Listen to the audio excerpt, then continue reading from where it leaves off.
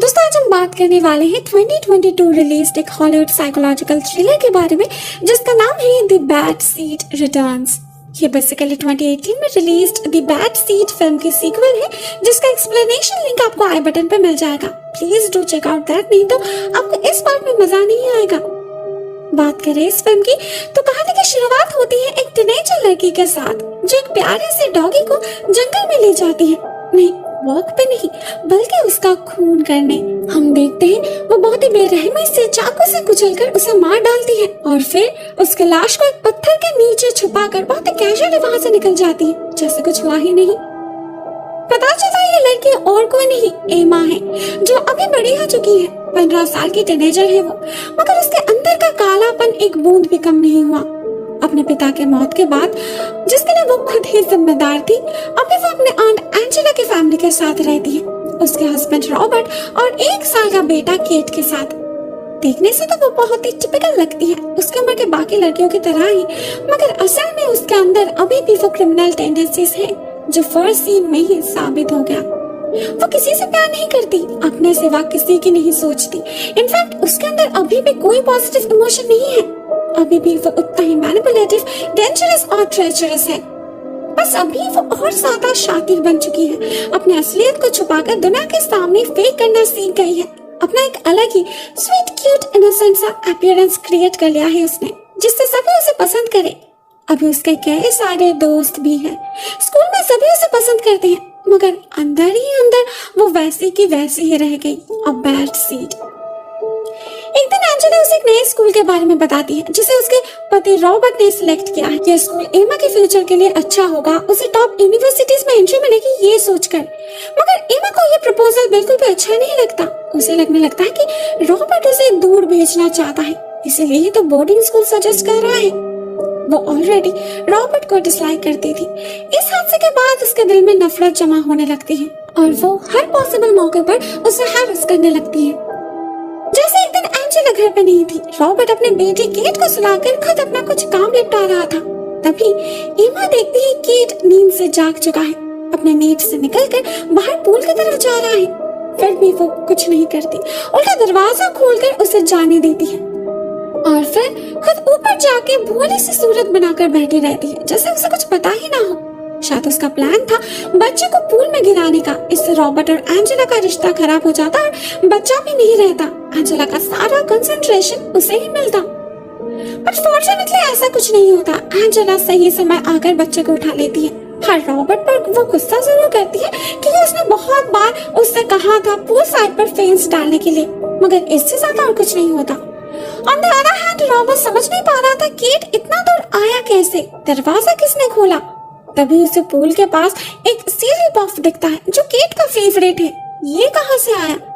ऊपर से शाम को उसने जो डिनर बनाया था उसमें भी किसी ने बहुत सारा नमक डाल दिया था। रॉबर्ट को तो कुछ समझ ही नहीं आता, मगर इसमें फायदा बस एक का ही होता है, एमा का। उसे अपना फेवरेट चाइनीज ऑर्डर करने का मौका जो मिल गया था। अगले दिन स्कूल पहुंचने पर उसे पता चलता है उसके क्लास में एक नई स्टूडेंट आई है, कैट नाम से। वैसे तो सारे स्टूडेंट्स के साथ एमा का फ्रेंडली रिलेशन है, मगर ये लड़की कुछ अजीब है, एमा को अजीब सी नजरों से घूर रही थी। लेकिन जब एमा खुद उसे अपने ग्रुप में इनवाइट करती है तो वो बहुत ही रूडली डिनाई कर देती है। एमा का मूड ऑलरेडी खराब था, उसे अपने डांस क्लब का कैप्टन बनना था, मगर उसकी बेस्ट फ्रेंड स्टेफनी उसे टक्कर दे रही थी। असल में डांस करते वक्त उसे स्टेप्स तो ठीक से याद रहते हैं, मगर उसके फेस पर कोई इमोशन नहीं रहता। शायद वो इसे बस एक कंपटीशन की तरह देखती है, इसलिए जब स्टेफनी डांस को एंजॉय करती है। बहुत सारे एक्स्ट्रा प्रैक्टिस के बाद भी एमा इस चीज को फेक नहीं कर पा रही थी। ऊपर से ये कैट बहुत ही अजीब लड़की है। ये एक दिन खुद से एमा और उसके ग्रुप के साथ आके बैठ जाती है और तब बातों बातों में एमा को पता चलता है कैट असल में सेंट ऑल्डन में पढ़ती थी, मतलब एमा के पुराने स्कूल में। उसे एमा के करतूतों के बारे में, उसके पास्ट के बारे में सब कुछ पता है, इसीलिए तो वो एमा को अवॉइड कर रही थी। एमा टेंशन में पड़ जाती है, कहीं ये कैट उसके लिए थ्रेट न बन जाए। मतलब घर में रॉबर्ट को उसके कैबिनेट से एक चाकू मिलता है, ये उनका ही है, कुछ दिन पहले खो गया था। एमा से उन्होंने पूछा भी था, तब तो उसने कुछ नहीं कहा, तो अब इसे यहाँ पर देखकर उन्हें थोड़ा सा अजीब लगता है। एमा ने उनसे झूठ क्यों कहा? वो एमा से कुछ नहीं कहती। इतनी छोटी सी बात के लिए उसे डांटना उन्हें ठीक नहीं लगता। लेकिन जैसे ही एमा को पता लगता है उन्होंने नए स्कूल में उसका इंटरव्यू तक अरेंज कर लिया है, वो गुस्से में पागल हो जाती है और उसे परेशान करने के लिए फिर से एक बार उसका बनाया हुआ खाना जला देती है। इस बार तो लिटरली घर में आग लग चुकी थी और फिर खुद ही उस आग को बुझाकर सबके सामने महान बनने की कोशिश करती है एमा। उसे लगा था इस बार भी भोले सूरत बनाकर वो बच जाएगी, मगर ऐसा होता नहीं। इस बार रॉबर्ट क्लियरली समझ जाता है एमा ये सब इंटेंशनली कर रही है। इससे एमा थोड़ी सी परेशानी में पड़ जाती है क्योंकि वो किसी के दिल में कोई शक पैदा करना नहीं चाहती थी। तो अगले दिन वो खुद से जाकर उनसे माफी मांग लेती है। इससे एंजेला भी खुश हो जाती है। उसे लगता है दोनों में मनमुटाव दूर हो चुका है, मगर असल में तो ये बस एक चाल था। एमा मन ही मन अपना पहला शिकार ढूंढ चुकी थी, जो बनता है रॉबर्ट। उस वक्त स्टेफनी के घर पार्टी था। एमा रात वहीं बिताने वाली थी, मगर निकलने से पहले वो अपना कोई और काम निपटाना चाहती थी। हम देखते हैं वो चुपके से रॉबर्ट पर नजर रख रही है, जो गैराज में अपने गाड़ी की रिपेयरिंग में बिजी थे।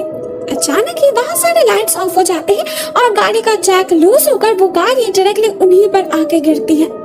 रॉबर्ट उस गाड़ी के नीचे दफन हो चुके थे, बाहर नहीं निकल पाते। वो दर्द में तड़पने लगते हैं।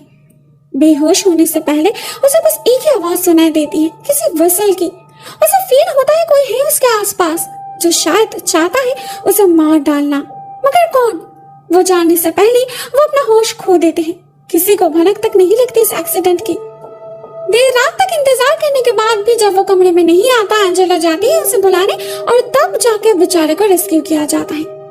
उधर तब तक एमा पहुंच चुकी थी स्टेफनी के घर। बहुत मजे कर रहे थे सभी। वहाँ कैट भी आती है और एमा के पास्ट को लेकर कुछ टॉन्ट्स करने लगती है। इवन वो तो ये तक हिंट करती है कि एमा एक मर्डरर है। मगर बात हाथ से निकलने से पहले ही वहाँ स्टेफनी की माँ जाती है एमा को रॉबर्ट की खबर देने, और एमा इस चीज का बहाना बनाकर पार्टी से भाग निकलती है। रॉबर्ट की हालत सच में बहुत खराब हो रखी थी। उसके रिकवरी के चांसेस भी बहुत कम थे। एंजेला इस बात से जितनी दुखी थी, एमा उतना ही खुश, क्योंकि वो नहीं चाहती थी रॉबर्ट का होश कभी लौटे। लेकिन ऐसा होता नहीं। धीरे धीरे रॉबर्ट ठीक होने लगता है और एक दिन उसका सेंस भी लौट आता है। और सबसे पहले वो किसके बारे में पूछता है? एमा के बारे में। पता नहीं ये उनका कंसर्न था या फिर कुछ और, मगर उसके घर लौटने की खबर से एमा बिल्कुल भी खुश नहीं होती। दूसरी तरफ स्कूल में कंपटीशन का टेंशन बढ़ता ही जा रहा था। उसे स्टेफनी को हराना था किसी भी कीमत पे। तो वो फिर से एक बार रॉबर्ट का चाकू चुराती है और उससे स्टेफनी के डॉगी का खून कर देती है। ये वही सीन है जिससे फिल्म की शुरुआत हुई थी। उसे पता था इसके बाद स्टेफनी स्कूल नहीं आ पाएगी। होता भी यही, मगर इससे विनर सिलेक्शन में कोई फर्क नहीं पड़ता। टीचर्स डिसीजन ऑलरेडी ले चुके थे। विनर स्टेफनी ही होती है। फ्रस्ट्रेटेड होकर एमा घर लौट आती है। उसे बहुत ज्यादा गुस्सा आ रहा था, मगर वो अपना गुस्सा किसी को दिखा नहीं पाती क्योंकि वो अपना इमेज खराब करना नहीं चाहती थी। इसी बीच रॉबर्ट भी घर लौट आते हैं, लेकिन उन्हें एक्सीडेंट के बारे में कुछ भी याद नहीं था। तो एमा ज्यादा परेशान नहीं होती, बल्कि वो उन्हें एक स्पीकर गिफ्ट करती है जिससे उसे केट की आवाज सुनाई दे। एक्चुअल में इसके पीछे भी एक रीजन था जो हमें बाद में पता चलेगा। उसके परेशानी का असली कारण तो स्कूल में पनप रहा था, कैट। वो एमा को थ्रेट करने लगी थी। उसे पता था ये जो सारे सो कॉल्ड अनफॉर्चुनेट कोइंसिडेंसेस हो रहे हैं वो एक्चुअल में एमा के करतूत हैं। वो उसे धमकी देती है उसका असली चेहरा सबके सामने लाने की। इवन वो एमा को थप्पड़ भी मारती है, मगर एमा उससे कहीं ज्यादा चालाक थी। उसे पता था खुद को कैसे बचाना है। वो हमेशा की तरह सबके सामने खुद को एज अ विक्टिम रिप्रेजेंट करती है और कैट को टीचर से डांट पड़ती है। लेकिन उसे ये भी पता था कि ये प्रॉब्लम यहीं पर एंड नहीं होगी। उसे आगे का प्लान रेडी रखना होगा, साथ में बाकी चीजें भी तो संभालनी है। रॉबर्ट और स्टेफनी को वो कैसे बुला सकती है? तो वो एंजेला को मैनिपुलेट करके स्कूल में कंप्लेन करवाती है, जिससे कैट को स्कूल से निकाल दिया जाता है। And on the other hand exam चलते वक्त अपने फोन से स्टेफनी को एक फ्लैशिंग लाइट वाला वीडियो भेजती है वो, जिससे उसकी एपिलेप्सी ट्रिगर्ड हो जाती है और उसे हॉस्पिटलाइज होना पड़ता है। सरप्राइजिंगली स्कूल से उसी दिन उसकी दवाई गायब हो जाती है, जो ऐसे केसेस में इमीडिएटली दी जाती है। दवाई के बिना बेचारी स्टेफनी ज्यादा देर होल्ड नहीं कर पाई। हॉस्पिटल तक पहुंचने से पहले दम तोड़ देती है वो, एग्जैक्टली जैसे एमा ने चाहा था। नेक्स्ट था रॉबर्ट। एंजेला को काम पे जाना था, तो अपने एब्सेंस में रॉबर्ट के देखभाल के लिए उसने एक नर्स अपॉइंट किया था जिसका नाम था कोरा। बहुत ही अच्छी नर्स थी वो, रिस्पॉन्सिबल भी। लेकिन जिस घर में ईमा जैसे साइकोपैथ रहती हो, वहाँ कोई सेफ कैसे रह सकता है? एक दिन जब कोड़ा रॉबर्ट को लेकर बाहर आती है, उसे घर के अंदर कोई चीज टूटकर गिरने की आवाज आती है, जो एक्चुअल में रॉबर्ट का मेडिसिन बॉक्स था। कोड़ा उसे उठाने में बिजी हो जाती है और ईमा से कह जाती है कुछ देर के लिए रॉबर्ट का ध्यान रखने के लिए, जो वो बिल्कुल भी नहीं रखती।